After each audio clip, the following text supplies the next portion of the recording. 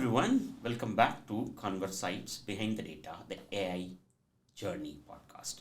Today we have Mark from Elevate Ventures. And Mark, you are also wearing multiple hats. Elevate Ventures, Hot Tech Indiana. So love to understand your role and most importantly, what's Hot Tech Indiana? Well, that's great, Dinesh. I just by way of background, I'm executive director of the SAM Fund at Elevate and at Entrepreneur Residence. And Elevate, high level, we're committed to helping entrepreneurs launch and develop and scale companies, right? So, in my background there is primarily coach, confidant, protagonist around ideas and innovation with really innovation at the heart, trying to solve a problem that exists for a number of people. Hopefully a big number of people and a big problem. But some small problems get fixed and you're real successful with a business, and other times big problems get fixed and you're wildly successful with a business, right? So, but you got to start with the problem in mind and what your solution is.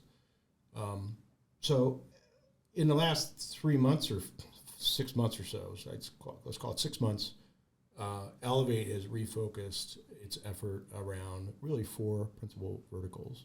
Okay. And we're really organizing EIR behavior. We're kind of organizing portfolio services around those 4 areas: traditional SaaS, ag tech, life science, and what we're calling broadly hard tech. Hard tech. So hard tech's kind of a new term people have gravitated to in the last 6 months, and we've defined it. It's pretty broad. Hard tech, I would argue, combines all 4 of traditional SaaS. Okay. It can be life sciences and it can be ag tech, but it is something that certainly gets talked a lot about in the community. But what is Hard Tech Indiana? Hard Tech Indiana is really trying to build a community and coalesce around traditional strengths of Indiana in manufacturing and distribution. Yeah. And sort of the know-how that exists in the community. Sure. Wouldn't say Indiana's, at least in the last 50 years, super innovative in hard tech spaces, because this is, again, it goes back to innovation and driving ideas and solution sets. I mean, a lot of the companies were vanguard innovators in their day. I mean, Eli Lilly is one of the greatest innovating life science companies in the world, period, with leading market cap globally. And, really it's in their DNA. And the same with the other large companies in Indiana that have had a lot of success, Cummins and Rolls-Royce and Roche and Salesforce and ExactTarget and a lot of these companies. So really the Hard Tech Indiana initiative, if you will, 6 or 7 organizations around the central Indiana have kind of banded together, and we have a regular group studying this concept. Sure. The predecessor to that for Elevate was we started the SAM Fund in March of 2020. Okay, right in the heart of the pandemic. Yeah.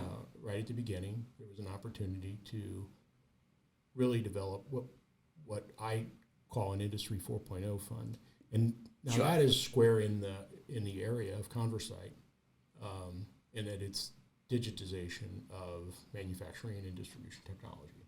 Got it. So square on Industry 4.0, not a hard product. Software is not a hard product, but really, how do you gather information in the distribution channel? How do you gather it in the manufacturing channel, and how do you apply it into the retail and distribution channel? So,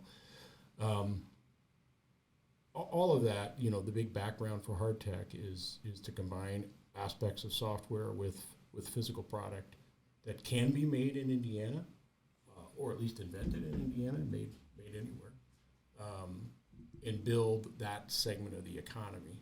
It's sort of post-traditional SaaS. It's sort of like, how would you build a product-oriented company from scratch today that serves a new market or solves a new problem?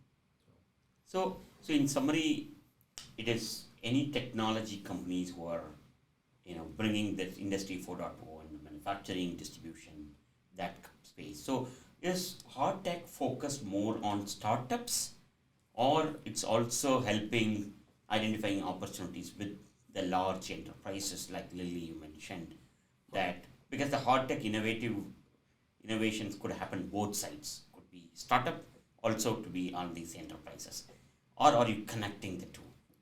Well, that's a great question. It's a difficult one to answer, actually. We at Elevate are not focused on corporate innovation. Okay.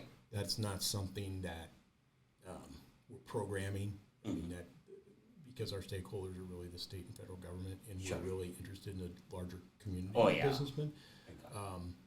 But corporate innovation shares a lot of similarities Yes. to what we're doing in the entrepreneurial community. Everything that you went through, whether you were sponsored by a large corporation or not, is going to be very similar. Those are very similar dynamics to what you would face if you were sponsored or not by a large corporation. So the idea for hard tech, though, is hard tech, and also just the SAM Fund and Industry 4.0 is dealing with the problems facing a manufacturer or distributor. And those are improved safety, improved quality, improved productivity, and lower cost. Every manufacturing organization of any scale or distribution company of any scale face those four primary areas. Whether it's Edward Deming that came up with that and really pushed it, or the lean manufacturing initiatives of the 80s and 90s. I mean, you can pretty much to a T walk through any production environment, and you're going to run into those four major buckets, if you will, of activity. And so, if you can produce a software technology that does that, or any portion of that, you'll have a role in the value chain, right? So sounds like you get that. So 100%. Yeah. So in the when we go, like as a startup company, when we talk to investors, the first question they ask is, okay, why now, right? The technology innovation is always happening, and why now? Maybe same way. Why now? Why hard tech in India now? Is it pandemic? You all see a challenge post-pandemic in the supply chain manufacturing ecosystem. Does that require a lot more innovation? What's driving that? I think why now is that there is an economic development mandate to diversify the economy and improve wages, improve the quality of life. I think it's a shared vision by a lot of institutions, organizations, government. Yeah. And I think the opportunity is there, kind of exposed by the pandemic. You started before the pandemic, so you were before this, and so you've seen it through the pandemic. But it was kind of a naked reveal process during the pandemic. Like weakness in systems became very apparent.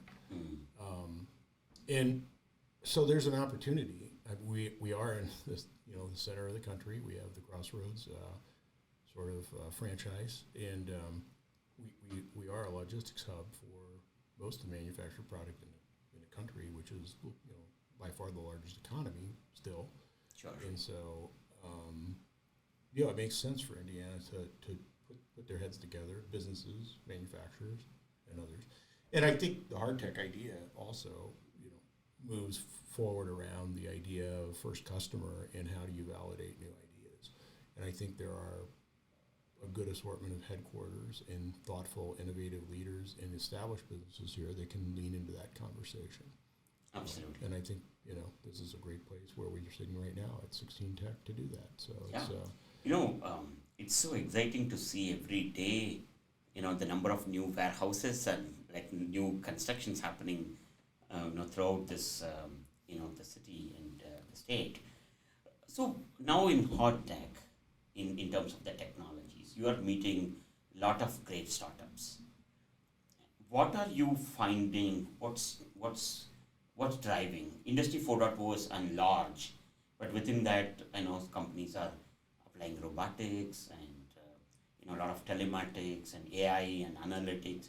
What are you seeing? Is there a common theme companies and the startups are taking? What are you seeing as a hot trend today? Well, I think startups with traction are bringing a unique solution to safety, quality, productivity, and cost. I mean, I keep coming back.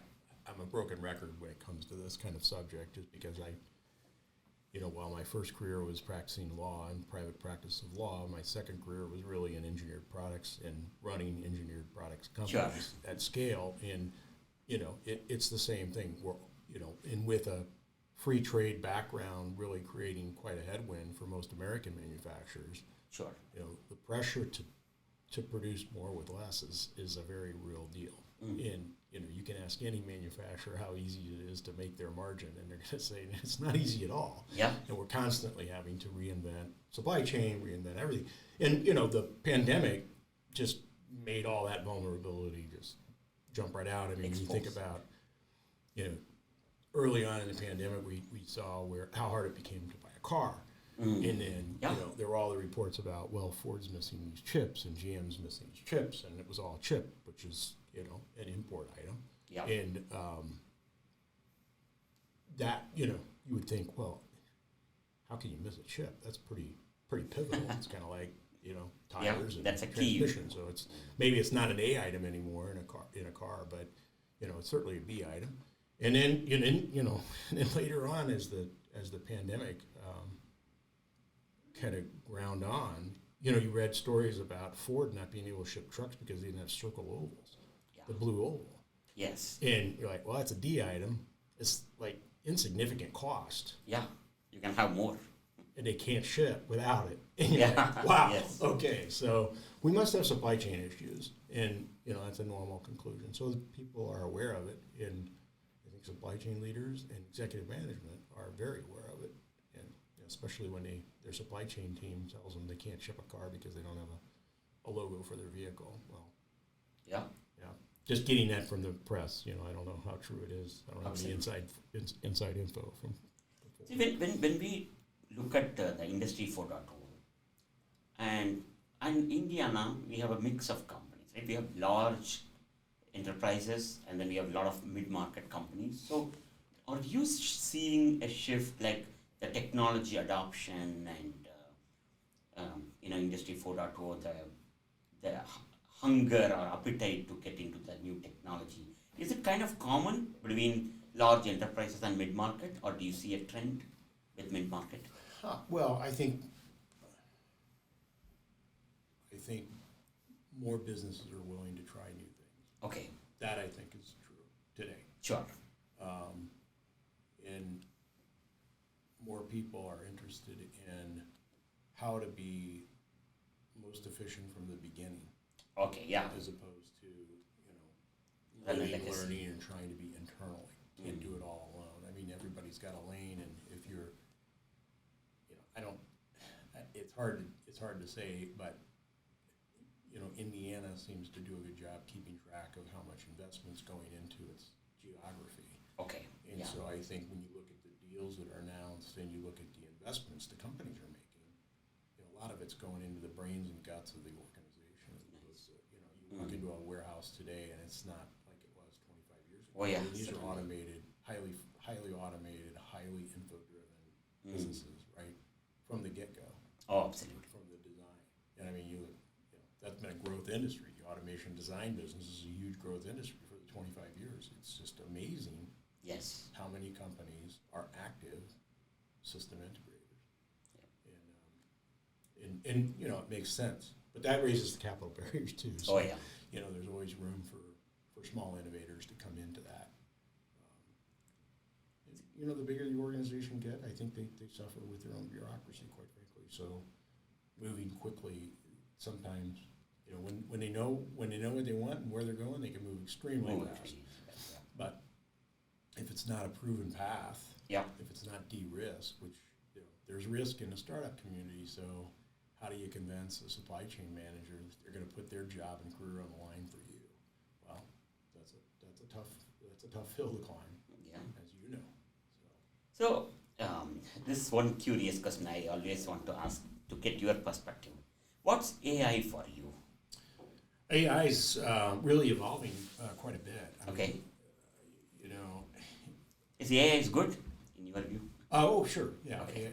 Again, it's it comes back to safety, quality, productivity, and cost. Sure. I mean, if AI can make a factory safer and avoid an explosion, which happened yesterday in Ohio, by the way, in traditional industry, killed somebody and injured 12 others on the workplace.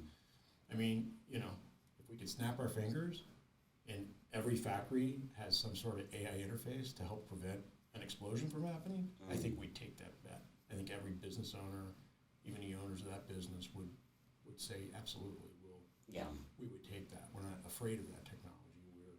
We're just becoming more familiar with it. And in the last 60 days, it's ChatGPT. I mean, it's taken the world by storm. Everybody's talking about it. Nobody knows really what it is. Yeah, it's become a buzzword now. It's a buzzword. And but when you see it demoed, and some of our early investments are using targeted links with OpenAI, and it's got a role now. Yes. It has to be a tool suitable for what you're trying to do with it. Yes. Is it a problem-solving tool? Is it an efficiency tool? Is it a productivity tool? Is it something that you're going to use to educate your workforce with? Oh, it certainly created a lot of fire on companies like us. Like we are in this business of this conversational AI. Right. We always go to manufacturing company.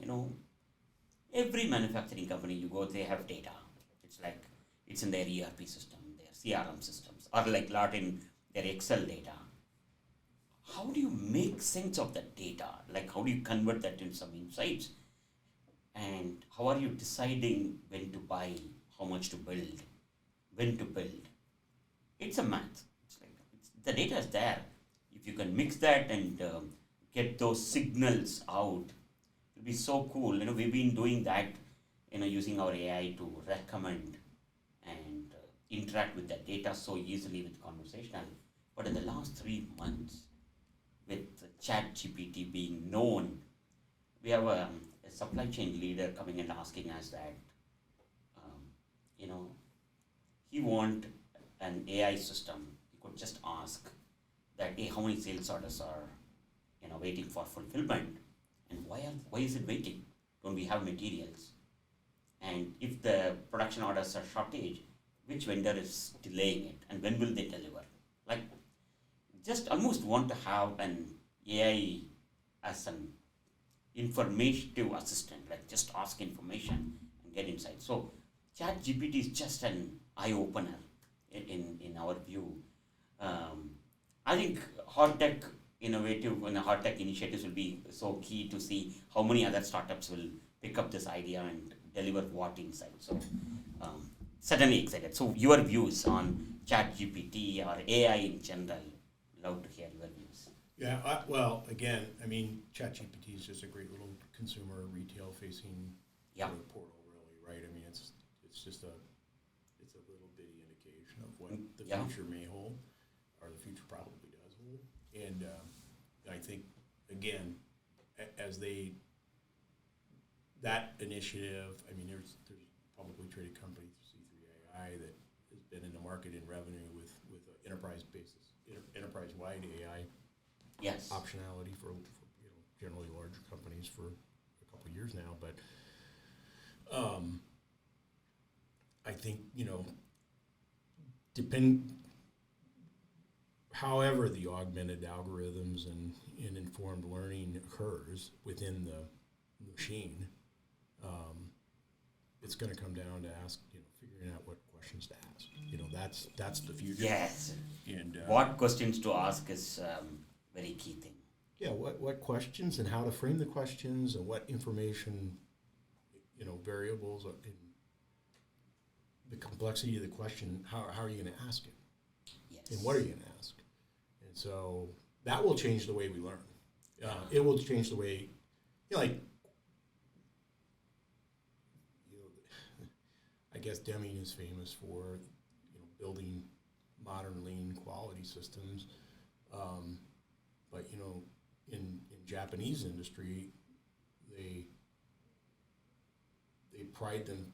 The Toyota production system basics prides themselves on describing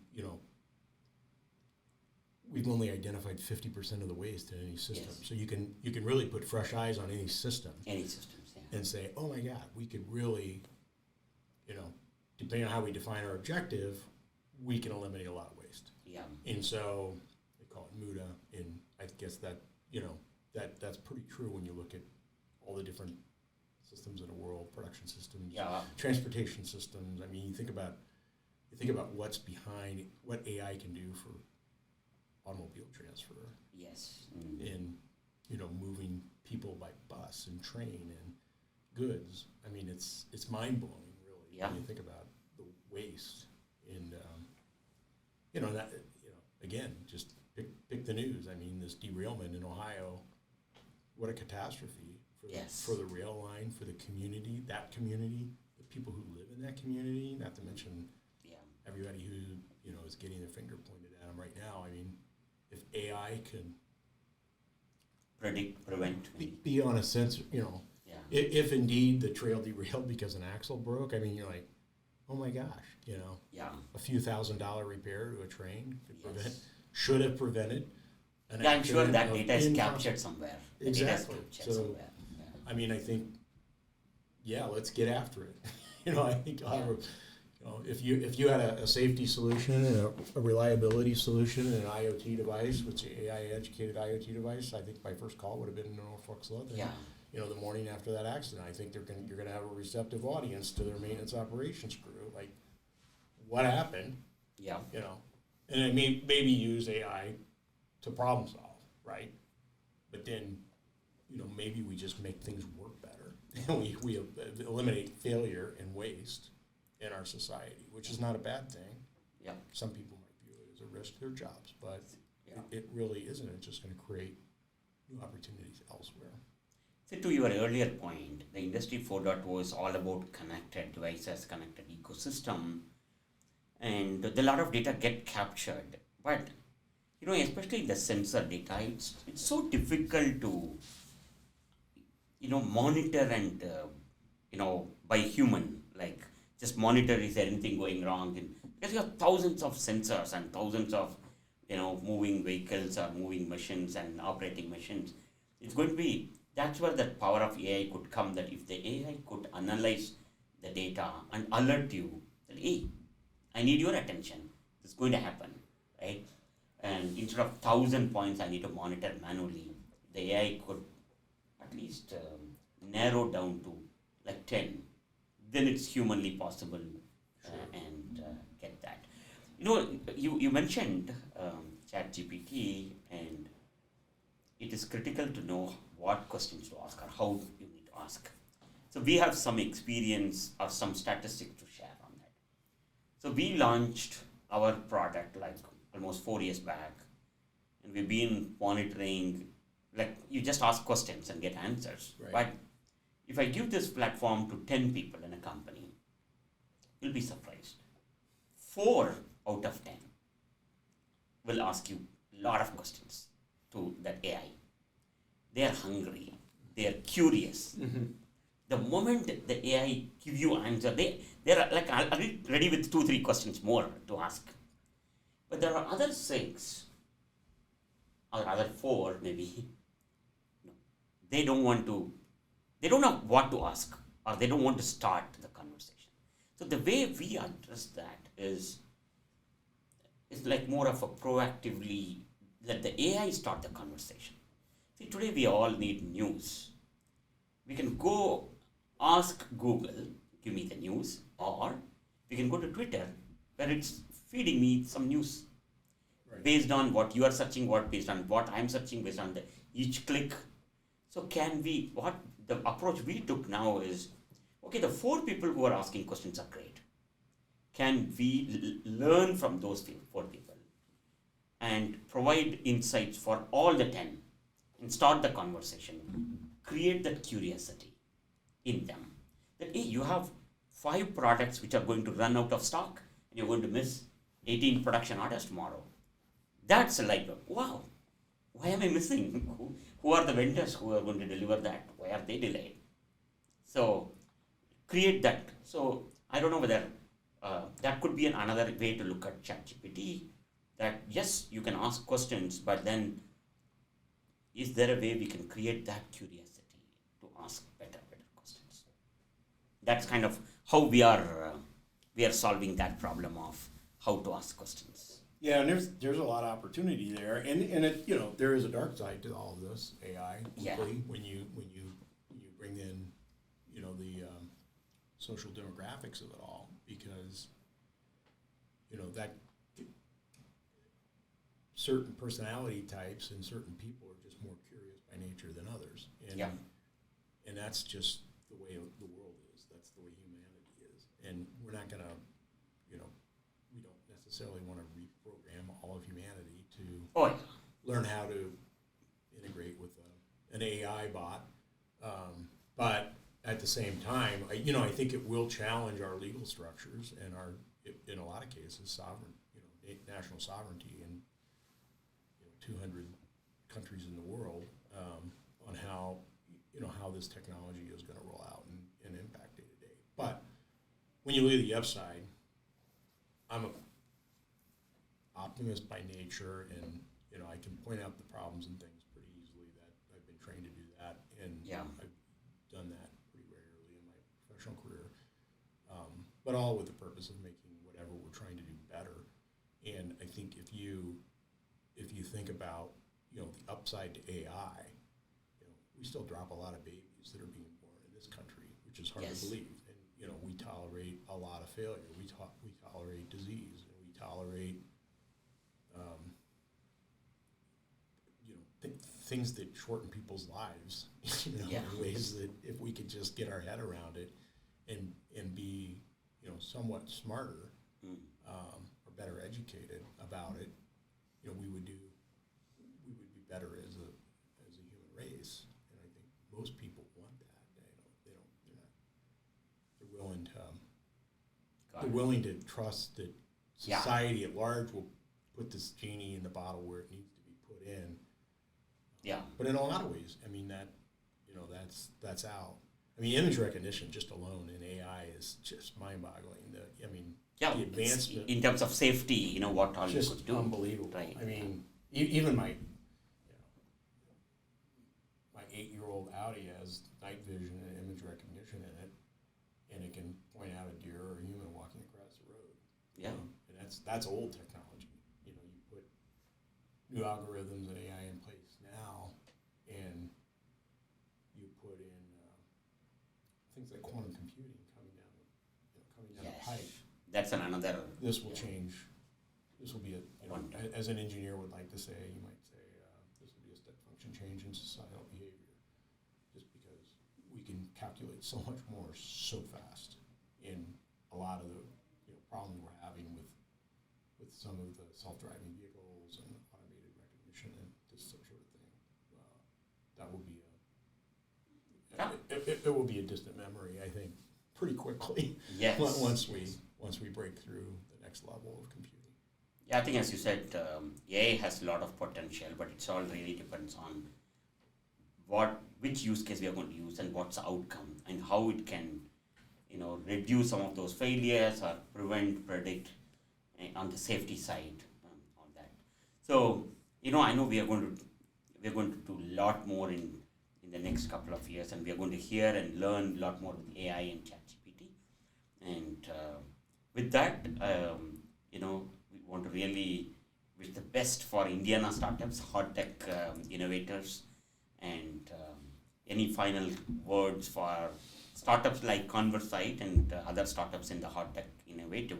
What are we going to see? And you are wearing multiple hats. You are also part of hot tech. You're working day in, day out with the startup innovators, and also from a fundraising and venture perspective. What's next couple of years look like? Well, the biggest, there's two things I think, and one is spending high quality time and being patient with the process of customer discovery and real use cases that are solving a discernible problem for a potential customer. That just needs a lot more work. and it's true for hard tech, it's true for SaaS, it's true for all innovation-driven businesses. You know, you tend to get into your own world, and you don't want to push out and test your hypothesis, which is most startup. That's what it is. It's a hypothesis, right? So you may have an MVP, but it's built on a hypothesis of the customer need, and I can guarantee only one thing out of that: you're wrong. So if you're, I'm banking on the wrong. I'm not banking on your failure. I'm banking that you're wrong, and you're going to have to iterate and learn. And so, you wouldn't have hundreds of customers buying Conversight platform if you didn't iterate and get the value proposition right. Oh, yes. So you're just they're not going to part with their check. And the more sophisticated the buyer, more sophisticated the company, harder it is to get the check, right? So they're not going to approach every purchase as something they're going to focus on your expense report. I mean, so how do you get that hyper connectivity to the potential market early? Earlier the better. I mean, tell me where I'm wrong. Yeah. As soon as possible. I need to form that conclusion. I need to be relatively accurate about that because I'm banking my company on it, and my investors are banking on it. But literally. So that's one. And hard tech, I think finding allies in the community and figuring out where those opportunities are to grow and solve a problem is going to be a constant reliance on the community. Don't